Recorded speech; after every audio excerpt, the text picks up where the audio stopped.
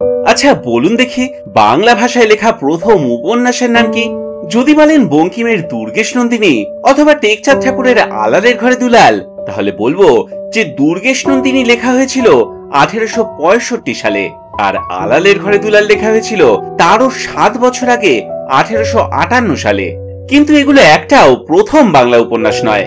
সেই প্রথম বাংলা উপন্যাসের নাম ছিল ফুলমণি ও করুণার বিবরণ, যেটা প্রকাশিত হয়েছিল 1852 সালে। কিন্তু সেটাকে লিখেছিল জানেন? না কোনো বাঙালি নয়, এক বিদেশিনী, হানা ক্যাথরিন মালেন্স। হানার বাবা ছিলেন একজন সুইস প্রোটেস্ট্যান্ট মিশনারি। তিনি বিলেত থেকে চুচুড়া এসেছিলেন খ্রিস্ট ধর্ম প্রচার করতে। হানার জন্ম হয়েছিল এখানেই, কলকাতাতেই।